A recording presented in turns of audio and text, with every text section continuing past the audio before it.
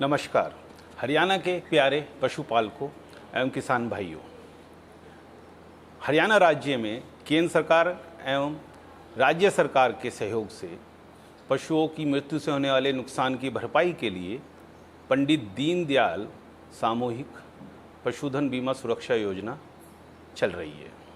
इस योजना का उद्देश्य है कि बीमारी या दुर्घटना के कारण यदि आपके पशुधन की क्षति होती है उसकी भरपाई की जा सके।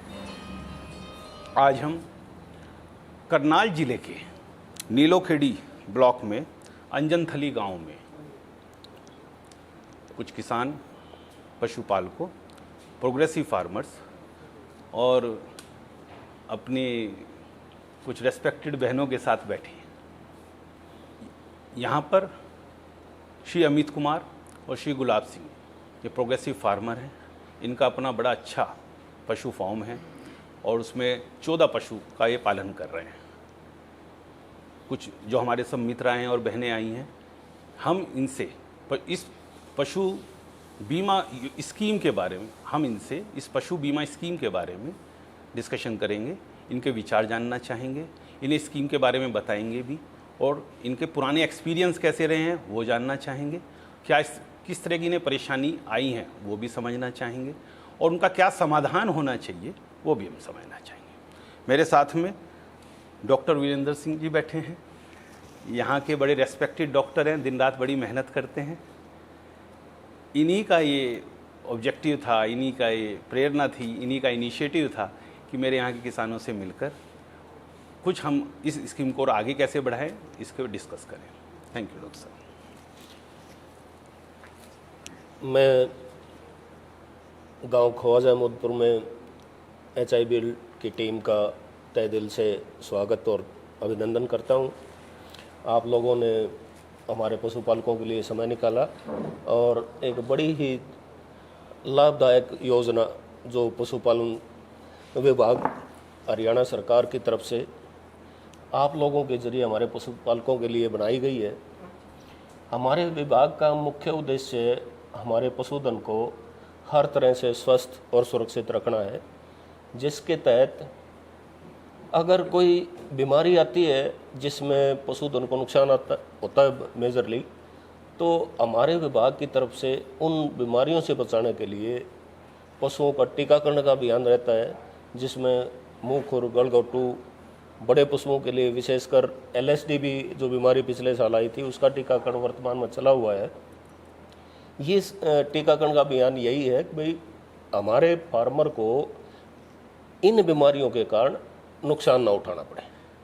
और फिर भी कुछ दिक्कतें ऐसी हैं जिनके कारण किसी का पशुधन किसी अन्य बीमारी से या दुर्घटना में उसकी मृत्यु हो जाती है, तो उस फार्मर को लाभ देने के लिए हरियाणा सरकार के और पशुपालन विभाग की एक बहुत बेहतरीन स्कीम, जैसे दीपक जी ने बताया, पंडित दीनदयाल उपाध्याय सामूहिक पशुधन बीमा योजना लगभग पिछले 4-5 साल से हमारे स्टेट में काम कर रही है, जिसमें आप अपने पशु का बीमा करवा सकते हैं। जो दुधारू पशु है उसका भी, जो पशु ऐसा है जिसके आप बोझा ढोने में इस्तेमाल कर रहे हो, जो घोड़ा है या झोटा है, उनकी भी सुविधा है।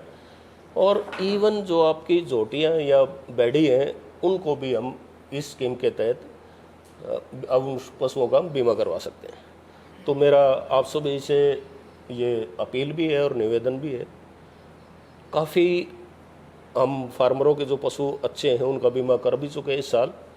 जो बचे हुए हैं वो ज़रूर अपने पशुओं का बीमा करवाएं, ताकि कोई भी ऐसी दुर्घटना या कोई अनहोनी घटना ऐसी हो जाती है जिसमें हमारे पशुधन का नुकसान होता है, तो इस स्कीम के तहत हम उस पशुपालक का जितना उस पशु का बीमा करवाया गया है उसकी भरपाई करवा पाएंगे और वो पशुपालक भी अपने दूसरा नया पशु जोड़ के अपने फार्म में जो नुकसान हुआ उसकी भरपाई आसानी से कर पाएगा और उसका जो डेयरी का व्यवसाय है वो निरंतर आगे उन्नति की तरफ अग्रसर रहेगा।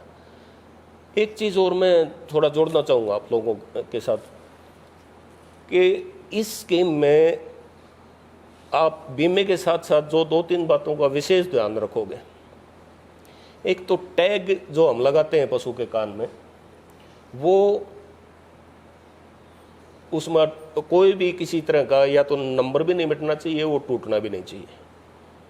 अगर इस तरह की कोई सिचुएशन आती है, किसी कारणवश वो पशु का टैग टूट के गिर गया, या कई बार नंबर भी उसका लाइट पड़ जाता है, तो आप तुरंत हमारे हॉस्पिटल में सूचना दें ताकि हम उसका रीटैग करवा दें।